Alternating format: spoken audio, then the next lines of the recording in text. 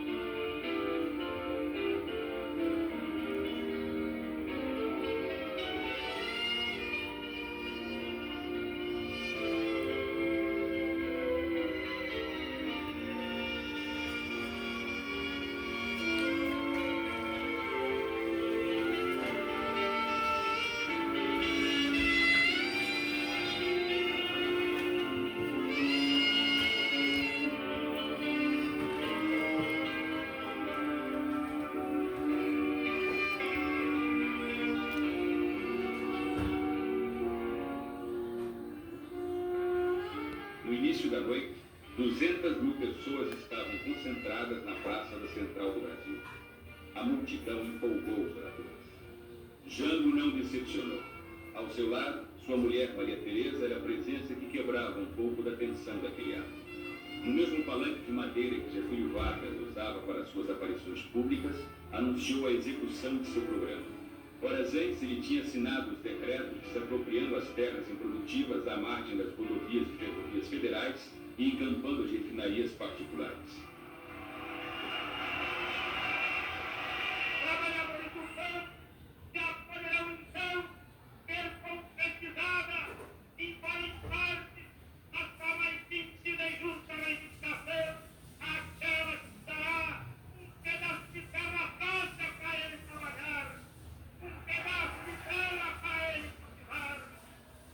Aí então, o trabalhador e a sua família sofrida, irá trabalhar para ele, porque até que ele trabalha para o dono da terra que ele aluga, para o dono da terra que ele entrega sua produção.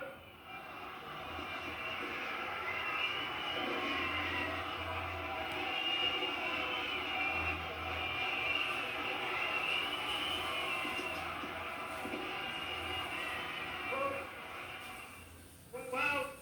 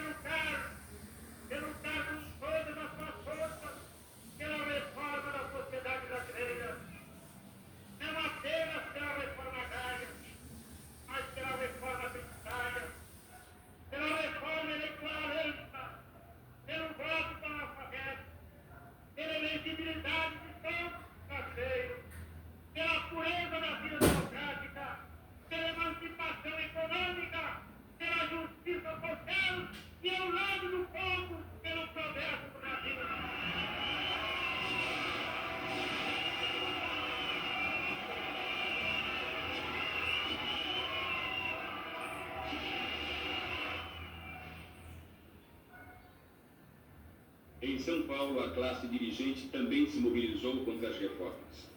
Com o apoio do governo do Estado, da sociedade rural e dos setores da igreja, foi organizada a Marcha da Família com Deus pela Liberdade.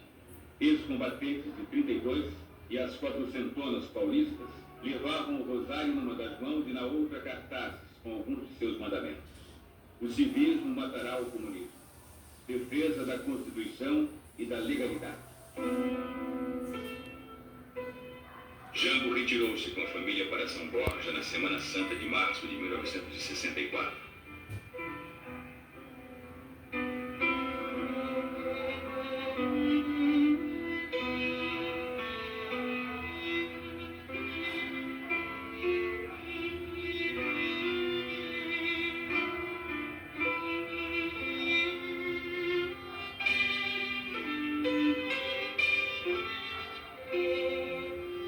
Fotos mais antigas do álbum de família revelam os hábitos descontraídos do presidente fazendeiro. A companhia de Maria Tereza, o churrasco, o chimarrão, a cavalgada nos campos, que desta vez foram vividos em clima de tensão. Aliás, esta seria a última vez que Jango estaria com a família na estância por onde passaria rapidamente em abril, solitário, como o exílio no Uruguai.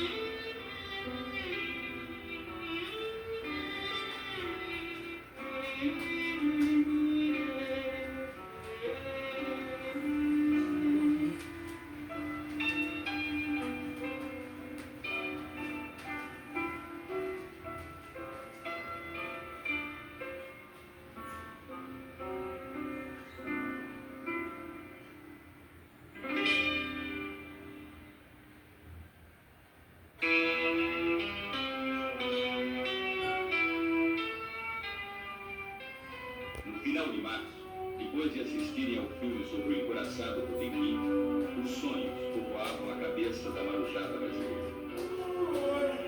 Sitiados os sindicatos metalúrgicos durante a comemoração do segundo aniversário de sua associação, mantida a Revelia da Marinha, centenas deles exigiam seus direitos: libertação dos companheiros presos, melhoria da alimentação e o direito de casar. Estava lá, como exemplo e testemunho, o velho João Cândido, herói sobrevivente da revolta que acabou com a chibata em 1910.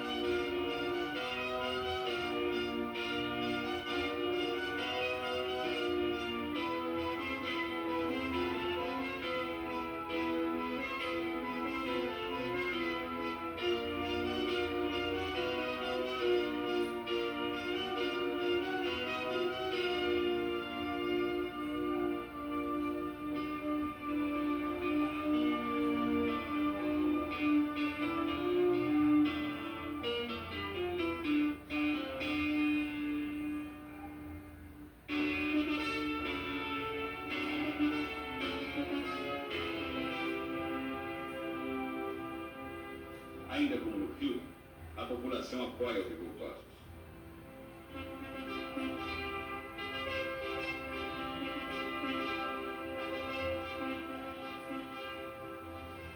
Amotinados do clube naval, em nome da disciplina, os oficiais exigiam a punição dos rebeldes. De volta ao Rio, Jango encontra uma solução. Os marinheiros são presos e, em seguida, libertados.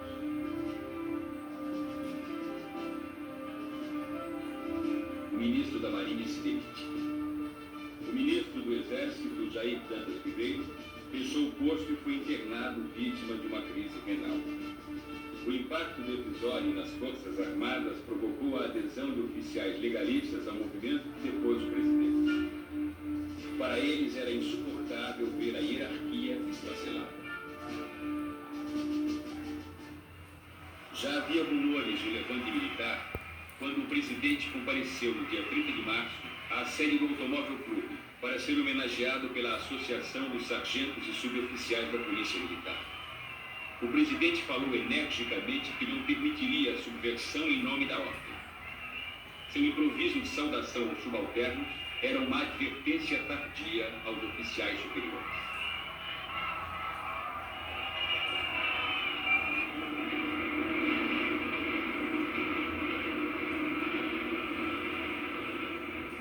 Na madrugada do dia 31, poucas horas depois de terminada a festa, as tropas do general Olímpio Mourão Filho, comandante da 4ª Região Militar, já avançavam sobre a Guanabara. O levante, vindo de Minas Gerais, precipitava o golpe.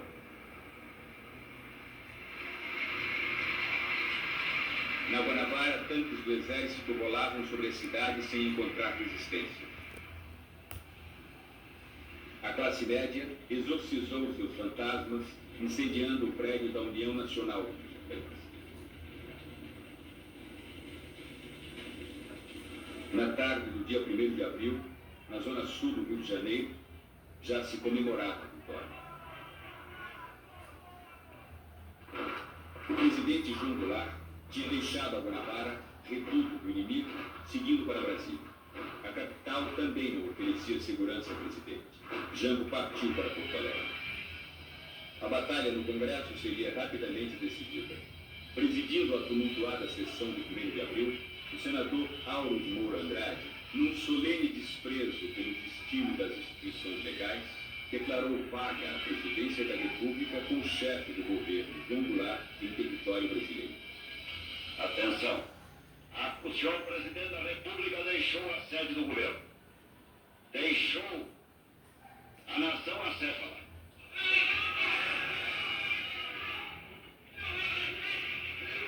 Numa hora gravíssima da vida brasileira, em que é mister que o chefe de Estado permaneça à frente do seu governo. Abandonou o governo. E esta comunicação faço ao Congresso Nacional. Esta cefalia configura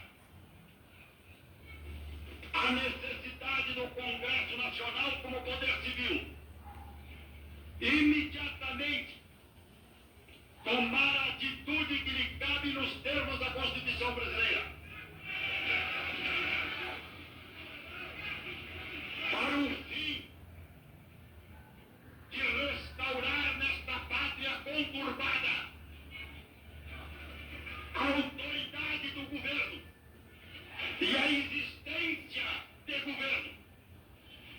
Não podemos permitir que o Brasil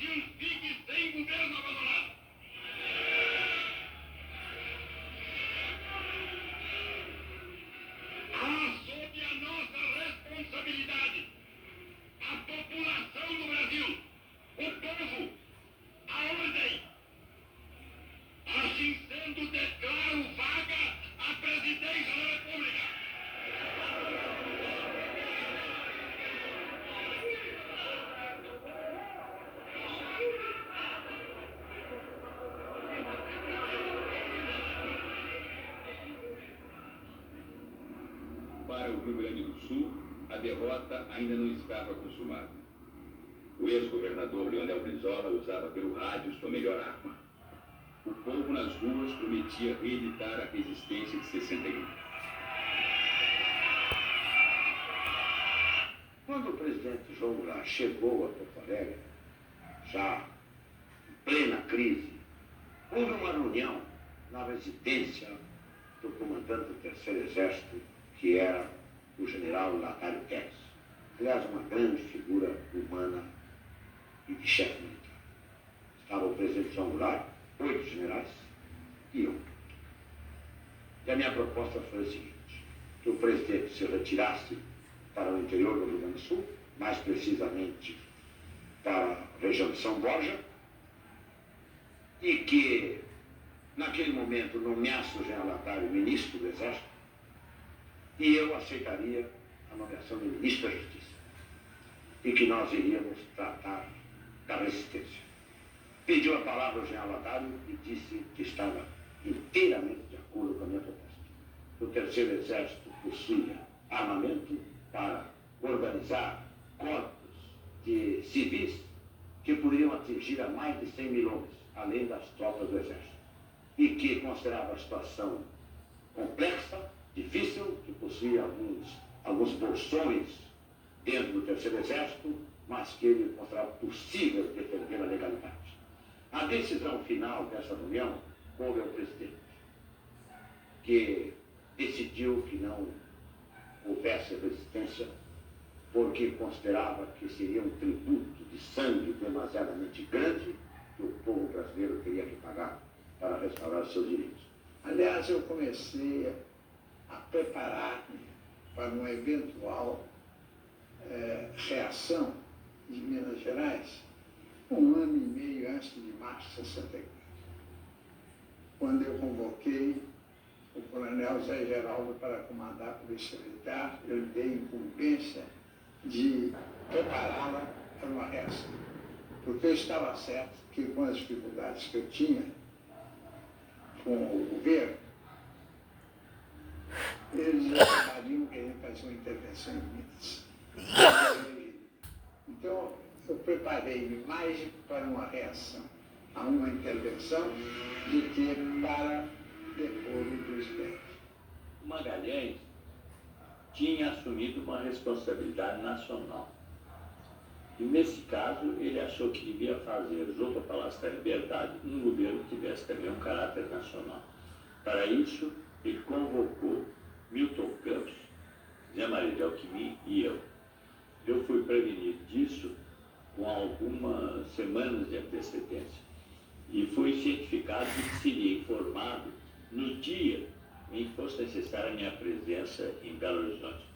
A minha função, que era administrar em pasta, nós três, Milton Campos, Zé Maria de Alckmin e eu, fomos nomeados secretários sem pasta. E a minha função de secretário sem pasta era a obtenção de um eventual apoio internacional para o reconhecimento da nossa condição de beligerante, caso as condições efetivas do movimento que se preparava chegassem até esse ponto. O reconhecimento de beligerância, como você sabe bem, importa no fornecimento de elementos capazes de auxiliar o movimento político que está em andamento. Então foi necessário. E nós sabíamos, confiávamos na vitória. E houve uma reunião mesmo nossa em que antes estávamos todos imaginando o tempo que duraria. A previsão era de durar uns 6 meses de luta, no mínimo. Eu era considerado um homem otimista. Achava que num mês se acabava.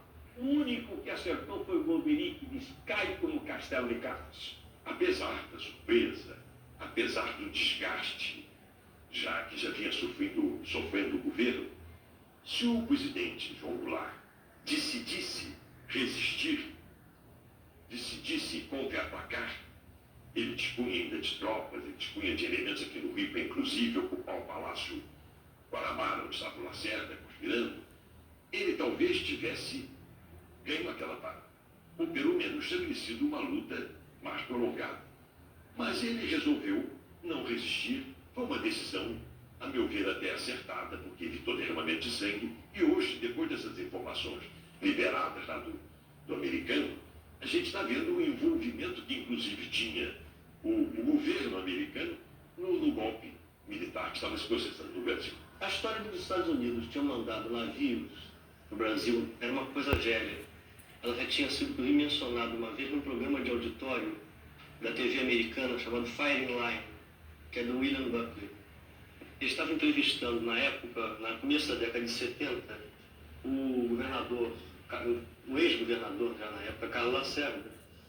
Quando do auditório se levantou alguém e disse: olha, isso aí, na verdade, eu estava no Caribe, na época, embarcado, fazendo serviço militar, e o navio que eu estava foi desviado para a costa brasileira na época da Revolução.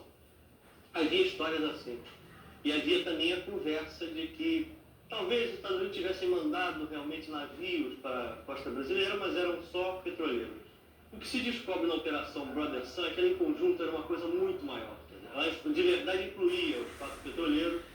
Os 4 petroleiros vinham abastecidos para garantir o suprimento de combustível da Revolução. Se o movimento tivesse que durar, encontrasse muito resistência e tivesse se prolongado por mais de um mês, havia 136 mil barris de gasolina comum, querosene para aviação, havia tudo isso. Também houve a movimentação de navios de guerra, que eram, se não me engano, 6 destroyers, um porta-aviões foi mandado para a costa brasileira, navio especializado em transporte de helicóptero, 24 aviões de combate e transporte. Houve um embarque muito grande de munição, que não chegou sequer a ser trazido para o Brasil, mas foi embarcado nos Estados Unidos. Esses navios, de vários pontos do Atlântico, começam a convergir para a costa brasileira. Pouco antes da madrugada do dia 2 de abril, toda a operação é desmobilizada quando chega o aviso de que os militares já tinham tomado o poder. Essa era a Operação Brother Sun. No dia 2 de abril, com os gaúchos desmobilizados, Jango partiu para São Borja e em seguida para o exílio no Uruguai.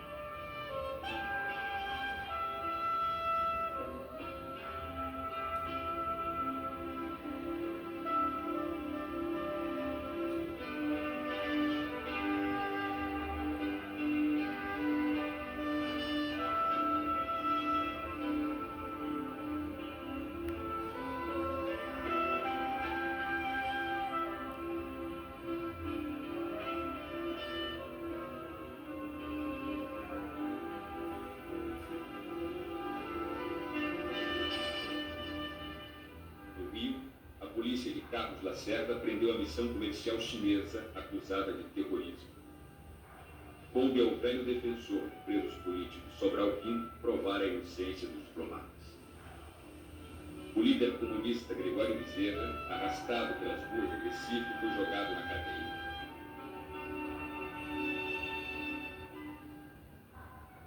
Entre os prisioneiros, um traidor. O soldado José Anselmo dos Santos, conhecido como Cabo Ancel, dirigente da Associação dos Marinheiros e líder do motim do Sindicato dos Metalúrgicos, anos depois, seria denunciado como infiltração da polícia pelos militantes da luta armada. No Rio de Janeiro, a classe média faria a versão carioca da Marcha da Família com Deus pela Liberdade, já com a vitória assegurada. Direito de nascer. Este furor cívico seria logo depois capitalizado para a campanha De Ouro para o Bem do Brasil, uma tentativa de resolver os problemas econômicos do país com atos de caridade patriótica. Ao chegarem no Rio, Mourão e Magalhães receberam cumprimentos pela vitória de um movimento que aparentemente chefiava. Em minha interpretação, ocorreram 2 golpes em 64. O primeiro golpe foi um golpe típico latino-americano. Algumas forças civis apoiando um movimento militar que surgiu lá em Minas Gerais e que realmente, seus aspectos exteriores, era realmente o que nós conhecemos da história da América Latina. Agora, no curso daquele golpe, houve o outro, deu-se o outro, por dentro. Este foi o que ficou e acabou expelindo todos os personagens, civis e militares, que participaram do primeiro. Este foi o que permaneceu, foi este que construiu, nesse tempo, um núcleo militar e um sistema econômico. Porque, na verdade, haviam dois movimentos. O de Minas, que eu chamo que era movimento ingênuo, patriota, que queria apenas por ordem no país e não desejava nada de pessoal. Eu jamais desejei. Tanto que chegado ao Rio de Janeiro, o Carlos Lacerda e o Juscelino me procuraram, dizendo que era hora de eu assumir o poder. Eu disse que não fiz movimento para assumir a presidência da República. Foi sem pleitear qualquer coisa de pessoal, porque eu queria que o Brasil entrasse no seu caminho verdadeiro, da ordem e da tranquilidade. No Rio de Janeiro, havia um grupo que se preparou muito bem. Mas esse grupo parece que o Gregório estava ligado, porque esse grupo teve recursos. Nós, em Minas, fizemos com os nossos recursos próprios e poucos. E nem depois fomos indenizados, porque o presidente Castelo era do outro grupo. A escolha do general Castelo Branco inaugurou no Brasil o sistema de eleições presidenciais indiretas com candidato único resguardado por atos institucionais. Declaro empossado na presidência da República dos Estados Unidos do Brasil, Sua Excelência, o senhor Humberto de Alencar Castelo Branco. Defenderei e cumprirei com honra e lealdade à Constituição do Brasil.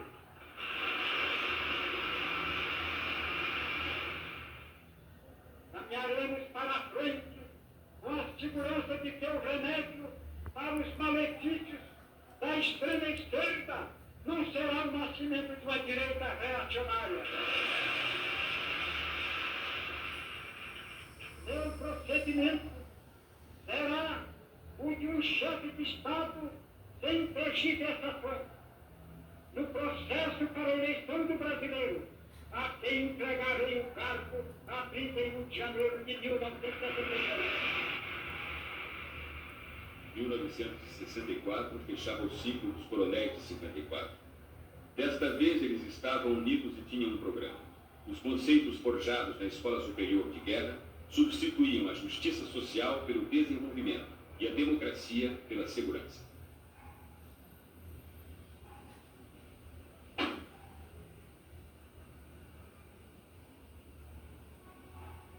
O Ministério Castelo Branco tinha políticos utenistas e tecnocratas agora a serviço da nova ordem. Mas o verdadeiro núcleo do poder após 64 estava nas mãos dos companheiros de armas. O general Costa e Silva no Ministério da Guerra, o general Ernesto Geisel na chefia da Casa Militar e o general Goverino Couto e Silva, que com as fichas do IPES montou o Serviço Nacional de Informações. O governo Castelo Branco recompôs antigas alianças. Revogando a lei de remessa de lucros, reestabeleceu a crença dos Estados Unidos na democracia brasileira. Anulando o decreto de desapropriação de terras improdutivas, tranquilizou os grandes proprietários rurais. Com as novas diretrizes econômicas, o Fundo Monetário Internacional veio em socorro do aliado. O controle rigoroso dos salários financiaria o desenvolvimento e o combate à inflação. Depois de mandar para a prisão ou para o exílio as principais lideranças de esquerda e do movimento sindical, os militares desfaziam as ambições de seus aliados civis. Ademar de Barros, governador de São Paulo, se apegou a Castelo Branco, mas foi demitido e cassado, acusado de corrupção. O sonho de Lacerda chegar à presidência acabou quando o Marechal Castelo Branco prorrogou seu próprio mandato, cancelando as eleições presidenciais de 1965.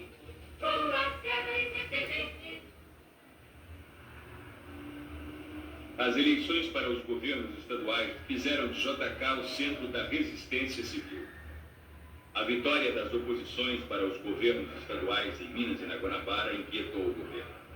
Pressionado pela linha dura, Castelo Branco baixou o ato institucional número 2, extinguindo os partidos políticos e transformando também em indiretas as eleições dos governadores. Cordial JK, também cassado, cumprindo o ritual dos IBMs, passou pelo mesmo caminho que muitos outros brasileiros passariam.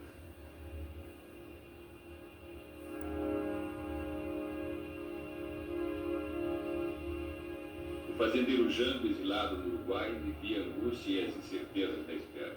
A volta, tão desejada, não tinha data marcada. A amargura daqueles dias tirava até mesmo dos aniversários dos filhos o sabor da festa. O desejo de ver o Brasil redemocratizado fez Jango no exílio aliar-se a Carlos Lacerda e a JK para formar a frente ampla que logo foi proibida. Diminuía gradativamente o espaço para os movimentos de oposição. Lacerda seria o nome mais ilustre a figurar na próxima lista de cassações.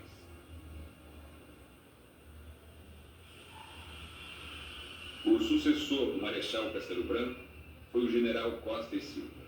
Contra a vontade de Castelo, o ministro da Guerra fez-se candidato.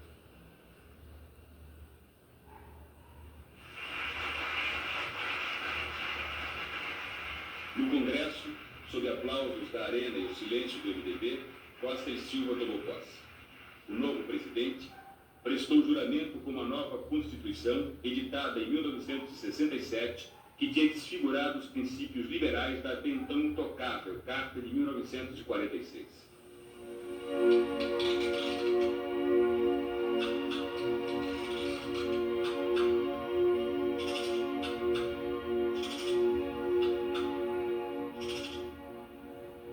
A marginalização do povo e o fracasso das soluções políticas abriram caminho para as passeatas. Os movimentos de protesto promovidos por estudantes, intelectuais e profissionais liberais, violentamente reprimidos, levaram à radicalização. A derrota do populismo provocou desencanto com as fórmulas políticas tradicionais e lançou uma nova palavra de ordem: a luta armada. Da zona das Caraíbas à Cordilheira do Sul, espalhou-se a vaga revolucionária dos anos 60. Os Tupamaros do Uruguai, Douglas Bravo na Venezuela e o padre Camilo Torres na Colômbia iniciavam a ofensiva guerrilheira. Os Rangers, treinados pelos Estados Unidos, iniciaram a grande caçada contra Ernesto Che Guevara. A sombra desafiadora de Che desapareceria em 8 de outubro de 1967. A morte do comandante das guerrilhas, tantas vezes anunciada, seria reconhecida por Fidel Castro em Havana.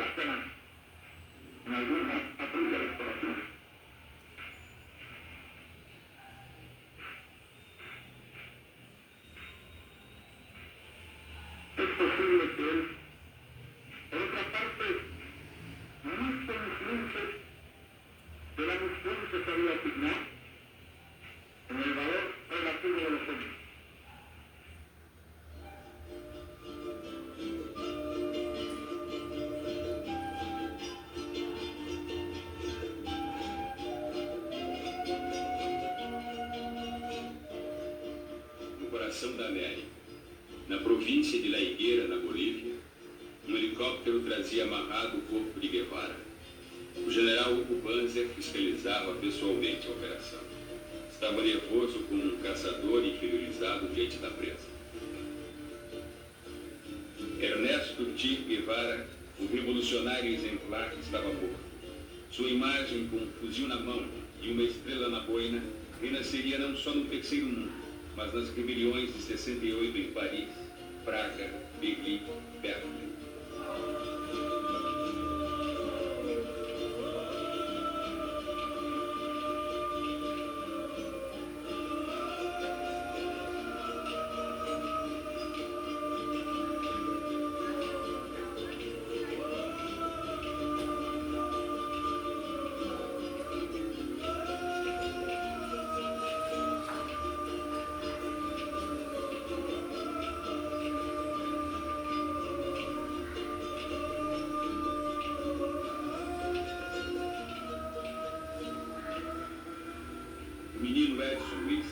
Assassinado a tiros no Rio de Janeiro, seria a primeira vítima dos choques entre a polícia e os estudantes.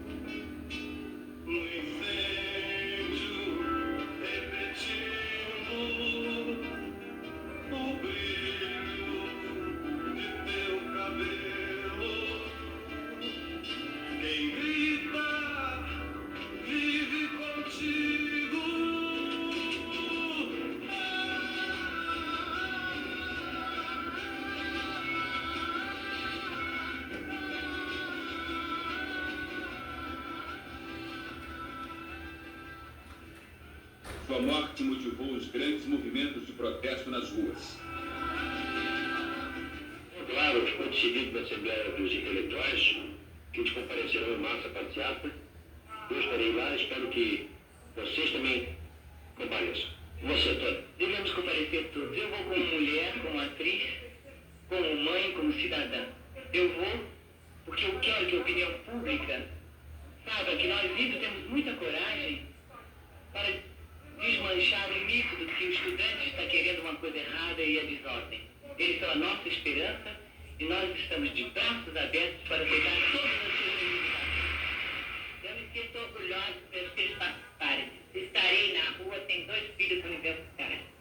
Eu prefiro que meus filhos estejam na rua e estarem fumando maconha. Em roda de iê fumando maconha.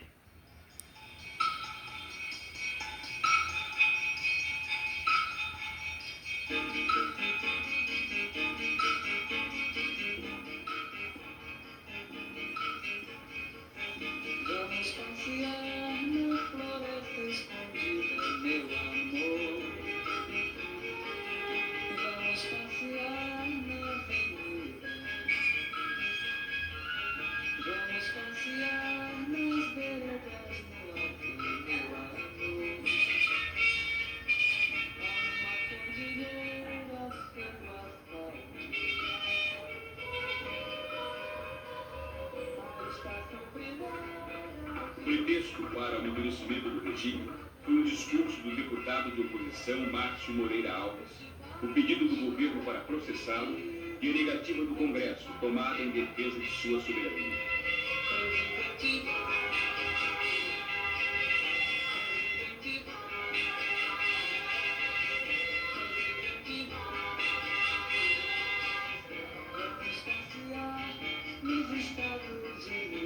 nosso Brasil. Vamos passear escondidos.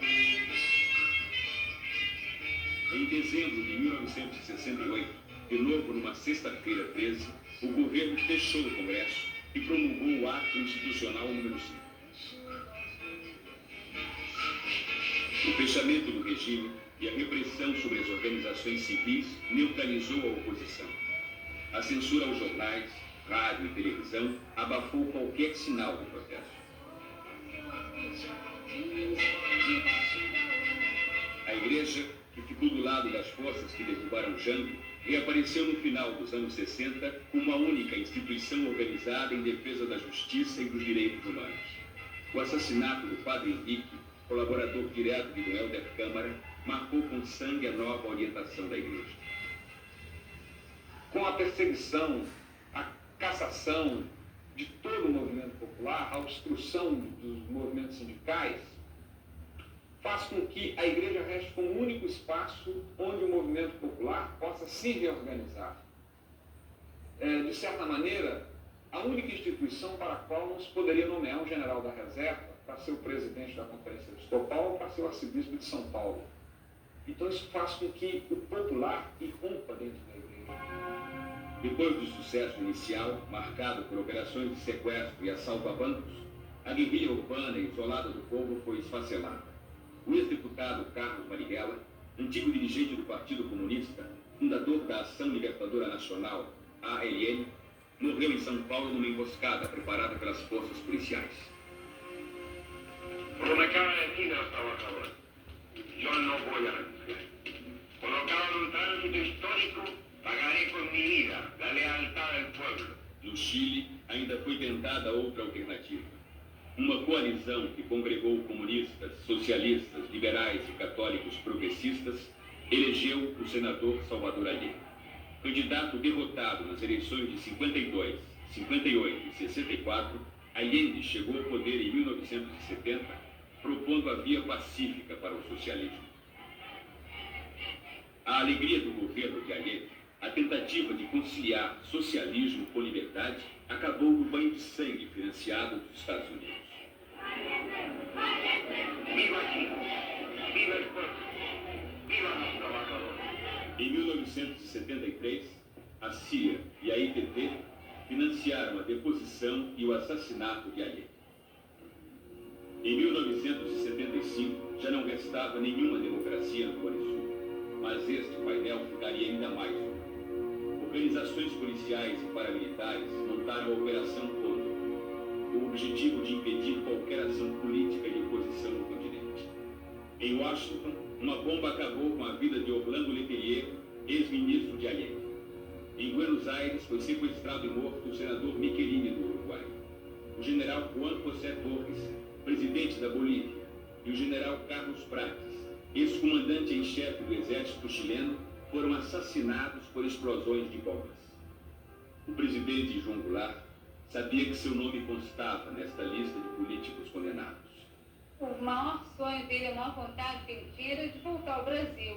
Eu acho que no fundo ele não aguentava mais essa instabilidade de ficar percorrendo países da América Latina e mais tarde até pensar em se radicar na Europa.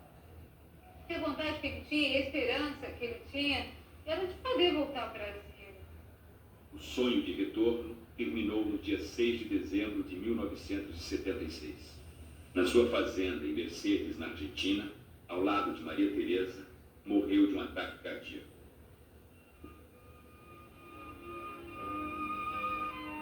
O jornalista Carlos Castelo Branco registrou assim a sua morte.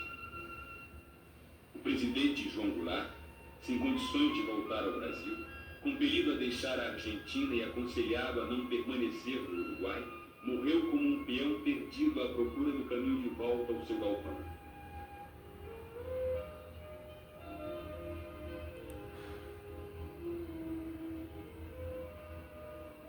Seu desejo de voltar era muito forte.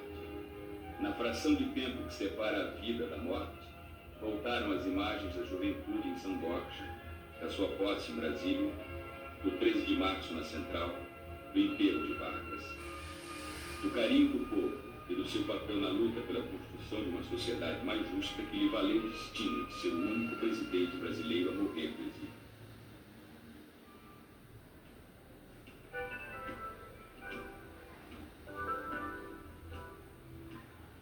No dia 7 de dezembro, o corpo de João Goulart atravessou de volta a fronteira do Brasil para ser enterrado em São Borja. Haviam-se passado 12 anos desde que ele saíra para o exílio. A família, os amigos e ex-auxiliares estenderam sobre o caixão do ex-presidente da República a bandeira da anistia. O silêncio foi a versão oficial do governo.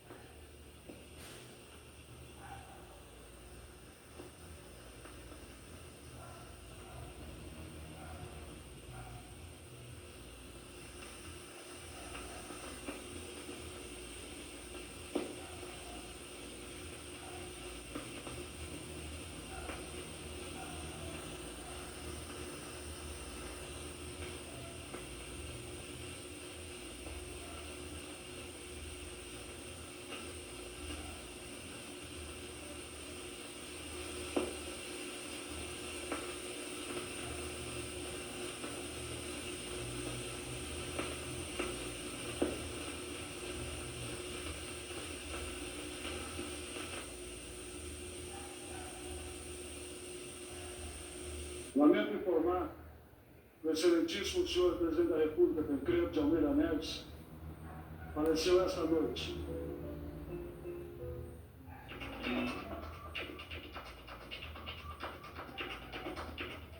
Rogério de Souza Eustáquio, nasci em 1985, trabalho de auxiliar de serviços gerais no Senado Federal. Tenho uma banda que eu toco, que é a banda de forró. A música é algo que me move, né? Porque eu amo tocar, quando eu vejo as pessoas dançando, vejo as pessoas felizes, eu amo muito o que eu faço. Sinto muito feliz por poder exercer a minha liberdade, né? Tanto cantando, quanto o meu poder ir, o meu poder vir.